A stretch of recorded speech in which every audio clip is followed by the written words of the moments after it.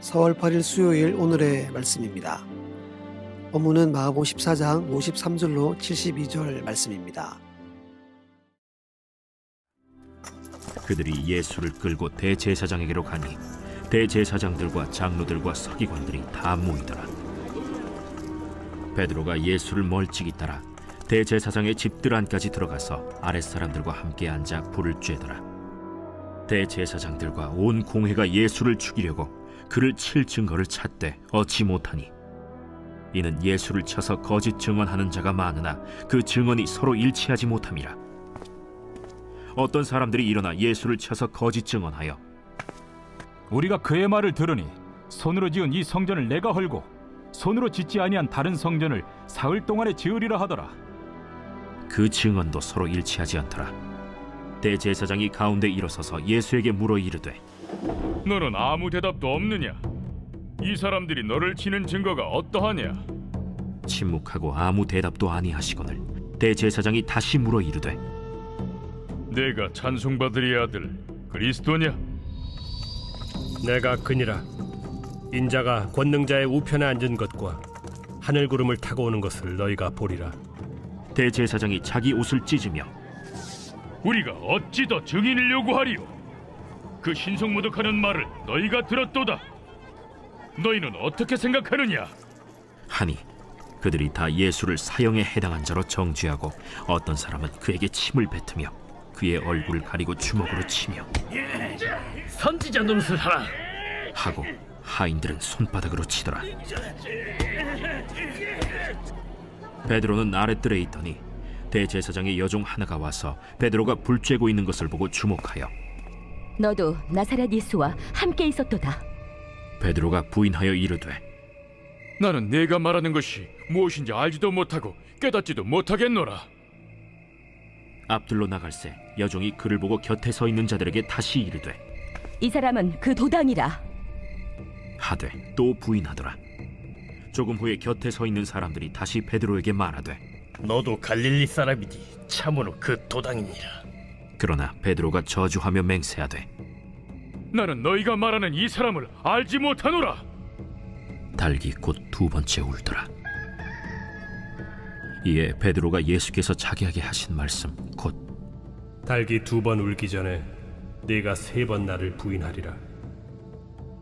하심이 기억되어 그 일을 생각하고 울었더라.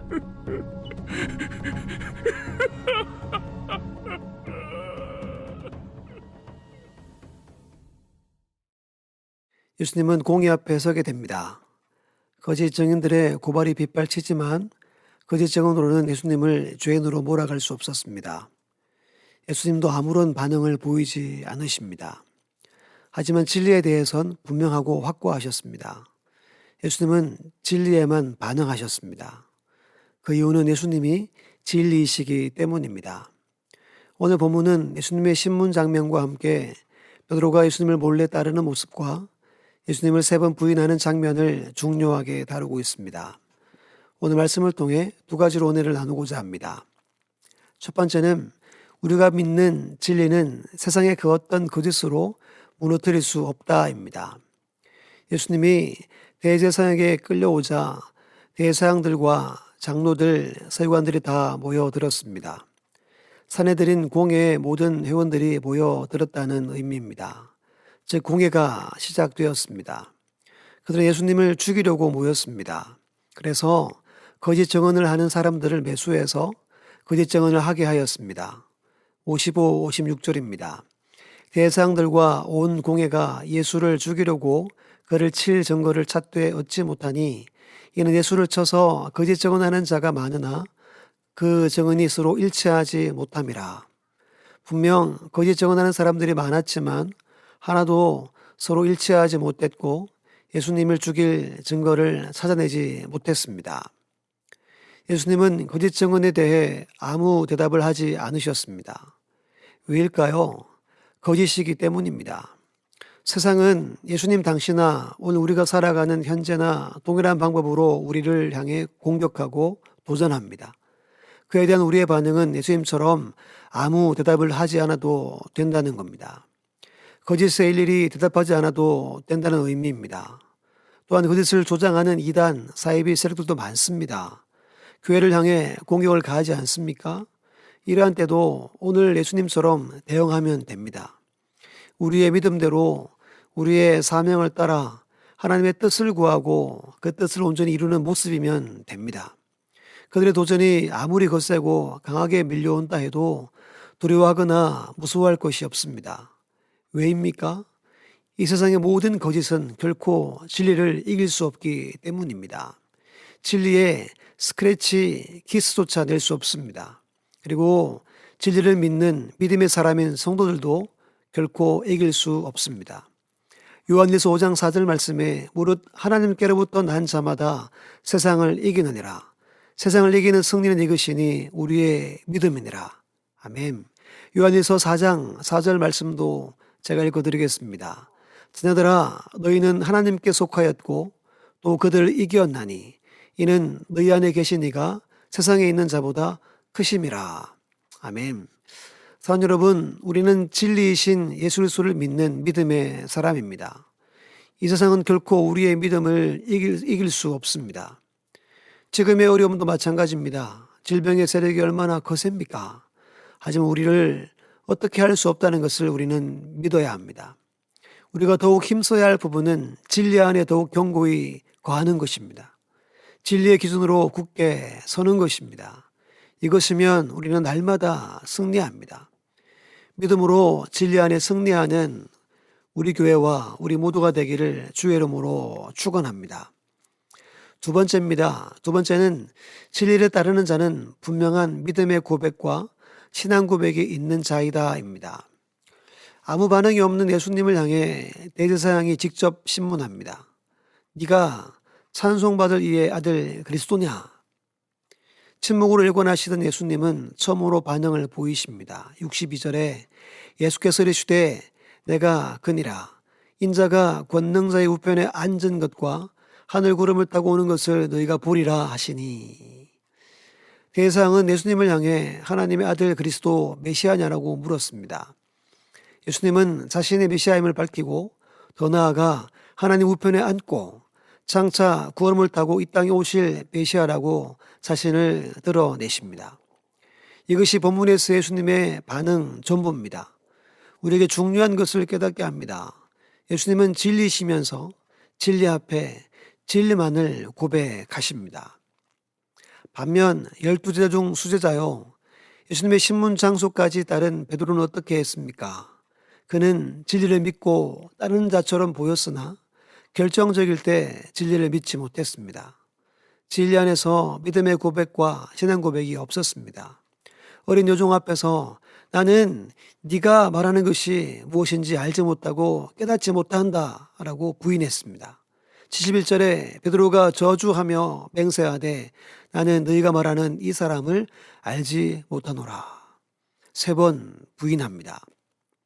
여러분, 우리가 잘 아는 것처럼 베드로는 예수님과 모든 제자들 앞에서 주는 그리스도시요 살아계신 하나님의 아들이십니다라고 고백한 바가 있습니다. 그때 예수님의 칭찬도 기억나지 않습니까? 이 고백은 하나님이 하게 하셨다라고 칭찬하셨습니다. 그런데 그 고백은 어디로 갔습니까? 어제는 진리 안에 있다가 지금은 진리 밖에 있는 겁니까? 간단하게 정의하기 어렵습니다. 하지만 우리가 기억해야 할 것은 진리는 변함이 없다는 사실입니다. 결코 변하지 않습니다. 우리가 믿는 하나님과 우리를 위해 십자가의 길을 가신 진리신 주님은 어제나 오늘이나 동일하신 변함이 없으신 분임을 믿습니다. 그리고 그 안에 있는 믿음의 사람 또한 그러해야 합니다. 오늘 본문의 하나님은 오늘 우리에게 무엇을, 어떤 모습을 요구하십니까? 진리에 대한 성도의 반응과 성도의 태도와 성도의 고백입니다. 진리를 믿습니다. 진리만을 따르겠습니다. 진리만을 선포하고 고백하겠습니다. 진리에만 반응하겠습니다. 세상에 거짓된 모든 것에 진리로 사수하겠습니다. 진리를 결코 부끄러워하지 않겠습니다. 라는 고백이 우리 믿음의 사람의 입술에 분명하게 나타나기를 하나님이 요구하십니다. 이것이 믿음입니다. 어떤 고난과 환난과 고통이 쓰나미처럼 밀려온다고 해도 변함이 없이 진리 안에 거하고 진리 위에 굳게 서서 믿음으로 살아가길 하나님이 원하십니다. 그렇게 나아가는 우리 모두가 되기를 축복합니다. 사랑 여러분, 진리를 따르는 길은 예수님처럼 홀로 스스로 죽음의 길을 걷는 길입니다. 이 길을 통해 새 생명의 역사가 일어납니다. 고난, 고통이 보인다고 진리의 길 앞에 주저할 것입니까? 그럴 수 없습니다. 아무리 크고 두려운 고난과 환난에 기다린다 해도 믿음의 사람은 고난과 환난 뒤에 있는 영광만 바라보며 끝까지 오직 그 한 길만을 걷는 자들입니다. 세상의 거짓에 반응하지 않고 오직 진리로만, 진리에 대한 확실한 믿음의 고백으로만 나아가는 우리 바가진 제일교회와 사랑하는 모든 성도님들 되시기를 주의 이름으로 축원합니다. 함께 기도하겠습니다. 하나님 감사합니다. 이 땅에 진리로 오신 주님을 구원자로 믿고 알게 하셔서 진리 안에 거하게 하시니 감사합니다. 진리만 따르며 진리 안에 믿음으로 굳게 서게 하옵소서. 변함없는 믿음의 모습으로 끝까지 승리하게 하여 주옵소서. 감사드리며 주님의 이름으로 기도드립니다. 아멘. 함께 기도할 제목은 첫 번째, 이 세상의 수많은 도전과 공격 가운데 오직 진리로 굳게 서게 하소서. 진리만 따르고 진리 안에 믿음의 고백이 확실한 삶이 되게 하소서. 두 번째, 나라와 민족을 불쌍히 여기시고 하나님의 뜻대로 인도하옵소서. 또한 우리 방아진 제일교회가 말씀과 성령이 충만한 교회로 굳게 세워 주옵소서. 세 번째, 코로나19 바이러스 백신이 속히 개발되게 하시고 하나님의 평강이 온 땅 가운데 충만하여 일상의 온전한 회복이 있게 하소서. 아멘. 함께 기도하겠습니다.